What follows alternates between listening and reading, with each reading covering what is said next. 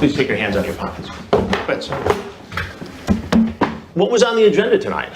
I was just gonna take her out and show her around. Take her out and show her around where? Fairfield. Fairfield. That's it. And what exactly were you going to show her? The beach, sites to go to, places to not go to, like Bridgeport, PT Barnum. So you're the welcome wagon here in Fairfield. You're just going to do a favor for a 13-year-old girl. Well, what happened was, Okay. when my cousin came, Right. she did the same thing When your cousin came, she did the same thing. What do you mean? with this. When she invited, An older person. an older to show person her came around. over and Yeah. showed your 13-year-old around town. And what happened in that case? She got assaulted, She got assaulted. and I was in the army. And I don't like people doing that. I didn't want to make So let me get this straight. You had a cousin who was 13 who moved to town here, Stratford. Stratford, Yes. right down the road. Yes. And she was contacted by an adult Yes. who picked her up and sexually assaulted her. Not sexually assaulted her, but was holding hands and stuff like that, and she got scared. And she told you about this. Yes. And you decided, because you're former military and still in the National Guard, right? Yes. That you were going to come over and show this 13-year-old girl around so she'd be safe. Yes. And you want me to buy that. I'm telling you the truth. So what is all this talk back and forth between you and a girl you think is 13? You know you're going to shower with me Thursday night. What night is this? I'm gonna pick you up and put you against the shower wall. Then I'm going to have you ride me, babe, as my hand grabs your ass and I blank your blanks. Did you send her any pictures of yourself? Then you talk about actually having sex with her and Skyping it to an ex-boyfriend. Now that doesn't exactly back up your story about being the protector of Fairfield County, Connecticut, does it? I'm listening. No, sir. But what am I to make of this? There's a horrible lapse in judgment. A horrible lapse in judgment. How old are you? 27. 27. And what do you do for a living? I work for Cablevision. Cablevision. And what do you do for Cablevision? I'm a maintenance You're worker. a maintenance worker. And what did you do in the National Guard? I was a truck driver. Truck driver. And you were in the military before that? Yes. Help me to understand what it was that really brought you here tonight. I mean, explain it to me. I haven't been the same since when I deployed to Iraq. All right. It's tough stuff over there. I haven't been the same. Where were you in Iraq? Mosul, Mosul. Camp Merez. And you saw action. Yes, sir. How did that impact you? Terribly. Did you get help for it? I tried, but with the VA situation, they just weren't helpful. And I thought I could just Write it out. Roger. Was it PTSD?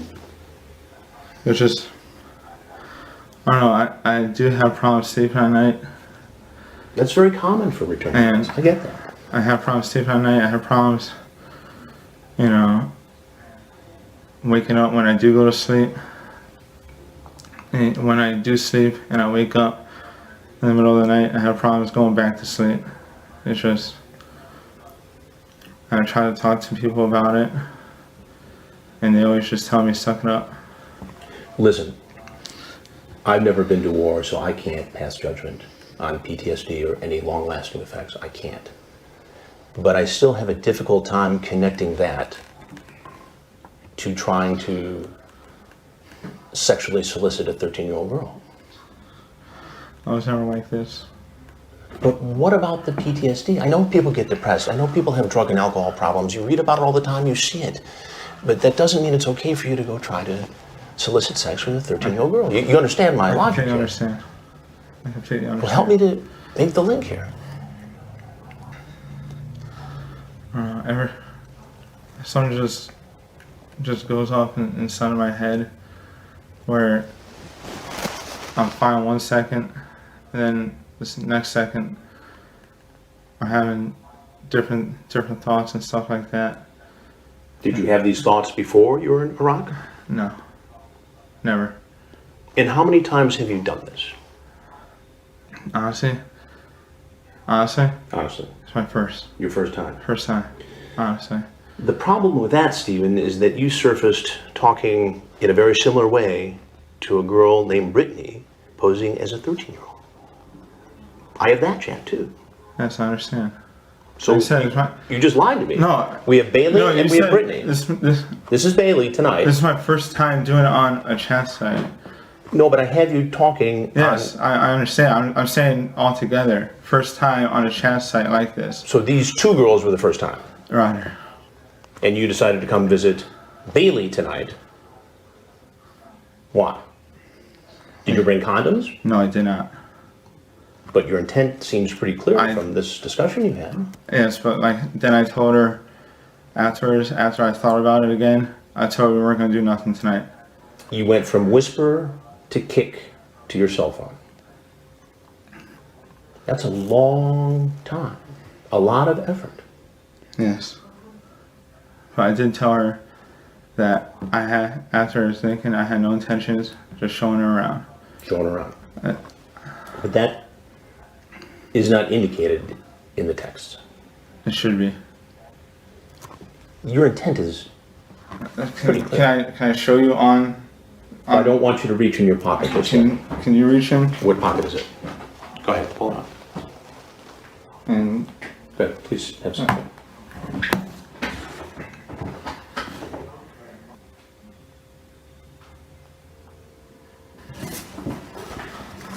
I said, let's just hang out later.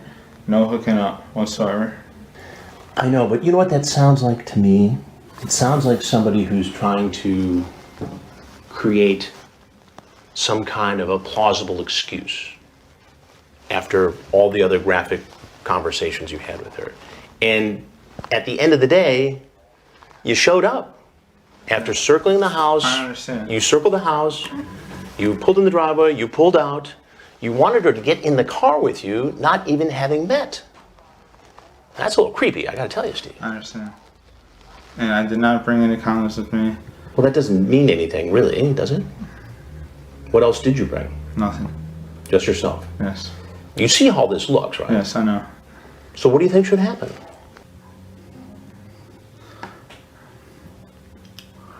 Bring me down to the police station. Okay. Well, there's something else that you need to know. I'm Chris Hansen, and this is an investigation called Hansen versus Predator. Yes, I understand. Is there anything else you want people to know about your situation tonight? Don't do what I did. Don't do what I did. And you're going to try to get some help? Yes. And I have your word on that. I'll shake your hand. Everything. All right, Stephen, you're free to go. And I hope you get the help you need. Yes, sir. Thank you very much. Go ahead, grab your phone. You can go out that door right there. Police department. Coming out, you come open. Police department. Fairfield Police. You guys got your bag. Alright. What else do you have in your pocket? Alright.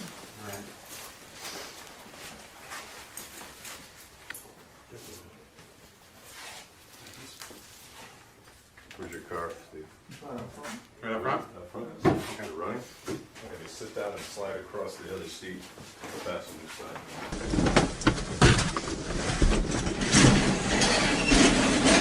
We're going to talk. You're going to explain some things to me. We'll get some information from you. We'll go step by step, okay?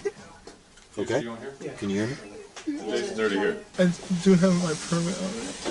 You have your permit on? Yes. Is a weapon in the car? Yes. It's in the, Hey guys, where is it? it's in the trunk and the triple A bag. He's got his weapons are in the trunk. You have the right to not say anything about this offense you are charged with and may remain silent. Anything you say or statements you make may be used against you. Steve, I'd like to talk to you some more. But I'd like to do it upstairs. Just do me a favor and sign there. Basically, it's saying that you're waiving your rights and you're willing to speak to us about what happened tonight. When you say you were talking about doing things that took it to Sexual. a different sexual Yes, thing. sir. So, when you say sexual, just give me an idea of what some of those sexual things. What does that mean? Oral sex, Okay. penetration, What kind of penetration? vaginal, and showering. Okay. Kissing and all that stuff. All Everything that that comes with kissing. And you indicated that you want to do these things with her Yes, sir. in the event that you got to see and meet her. Yes, sir. Okay. I was refusing to come into the house, and I had no problem talking to her with me being outside, her being inside. Okay. I had no problem with that. Okay. But I was refusing to come into the house. You're nervous about going inside. Yes, sir. Okay. Is that just because it was a house that you didn't know? You're worried about going? Yes, sir. Is it that simple? You were Yes, worried sir. about that? At the moment that you were taken into custody, you were very open and honest about letting us know that you had your gun in the car. Yes, sir.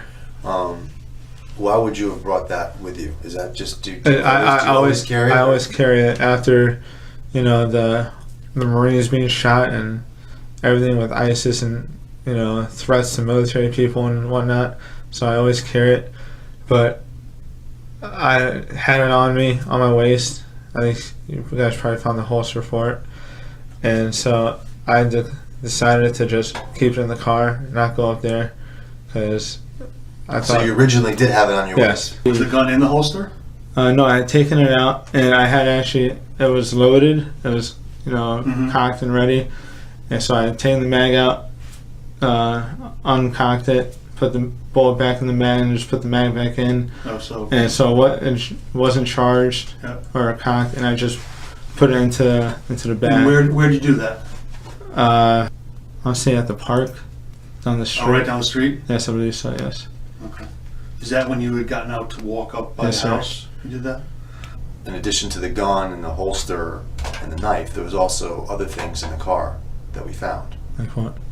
Do you know what those things could be? A condom box. Yeah, we found condoms in the car. Yeah, that's part of what we found. Yeah. I think a box with like 2 extra rounds, because my clip only holds 9. Okay. Computer. Okay. How about a camera? Yes, I keep that in there. If you were me sitting in this chair, knowing that you did eventually show up at this location in Fairfield that you talked about with this person, and you had talked about doing a variety of things with this person before meeting them, Yes, sir. and inside your car in the same bag, we find the condoms, the gun, and a camera. And if you were sitting in my seat, It looks, if you were looks sitting bad. in my seat, how would you? I mean, can you see how? Yes, no. If I had put myself in your seat, I see how bad it looks for me, and I just imagine what you're thinking and about the type of person I am and everything like that, and whether or not the stuff that I'm telling you is true or stuff that I'm telling you is false. I completely understand how it works and everything.